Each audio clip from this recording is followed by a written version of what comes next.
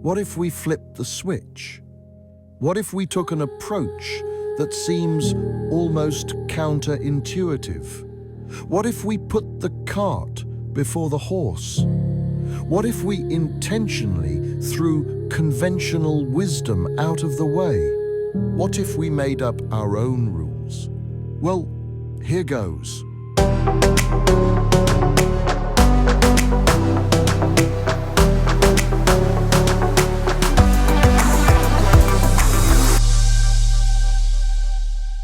Welcome back to Lightcraft Academy. This episode is dedicated to tossing out conventional wisdom and trying something a little different. But before we get started, let me cut away.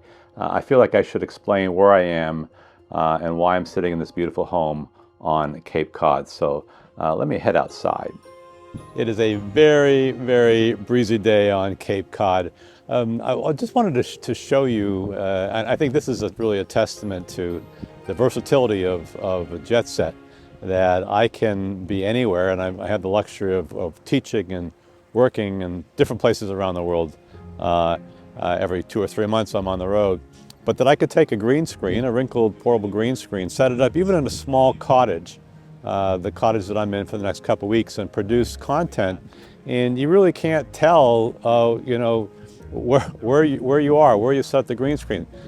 Just really proof that with a green screen and a small room, you can put yourself in amazing places that don't resemble the place that you really are, if that makes sense. So anyway, just thought I would explain that. This is Cape Cod, and we're going to make some magic on this little green screen in my little cottage over the next couple weeks. As always, thanks for tuning in, and I'm going to go back to myself back in the cottage. And hopefully that will explain everything. I have the advantage of living in 4 different places throughout the year.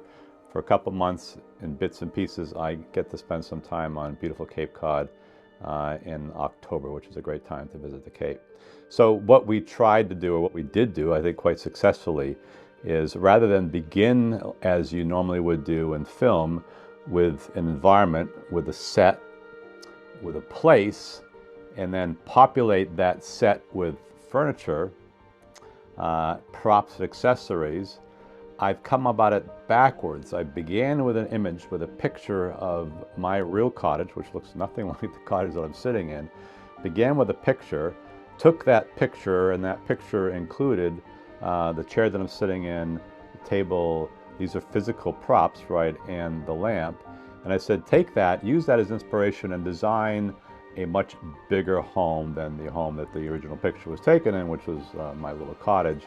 And I'm going to walk you through how it took that as inspiration. It looked at the color scheme, and it looked at the wicker chairs, and with the prompt Cape Cod, and I'm using Lovart. I talk a lot about Lovart, incredible Lovart. I actually went out and did the research, figured out what a Cape Cod home would look like, and then put it all together. And so essentially we have this beautiful home. And we've also talked ad nauseum about the importance of props, having some foreground props. In this case, I've got some real props, how that just helps to sell it. So let me cut away and I will walk you through this whole process. It's pretty cool. In my opening, I pretty much explained the cottage set workflow. My original picture and a prompt in Lovart.ai produced just the right interior shot. We began with the props and built the set around the props. Completely backwards, but that adds to the cool factor. Let's start with a new idea. For whatever reason, you have a grandfather clock and you're not sure how old it is, but you would like to incorporate it into a virtual production scene. After uploading the image to Lovart, it immediately identifies the time period as Georgian, which means late 1700s, early 1800s in England. With Lovart, we then go to work to produce a virtual set because we have a great idea for a period comedy sketch. In this case, Lovart incorporated the clock into the image itself. If we were working with the actual physical clock, we would have removed it from the render and maybe replaced it with this portrait. Either way, we've now designed our own custom-made period set from somewhere around 1788.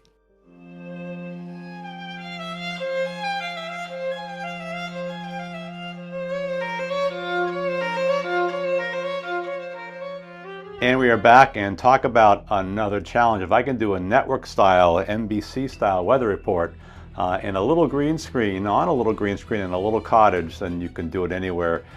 This is the theme of our next episode.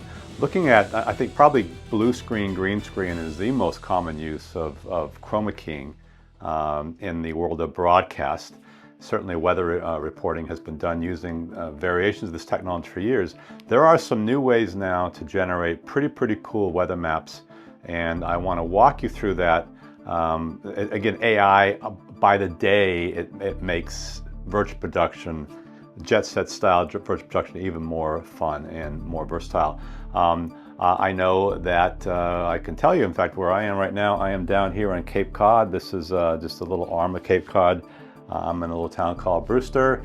I can tell you that the Connecticut and Massachusetts line and Springfield's out that way. There's many ways to make these maps interactive.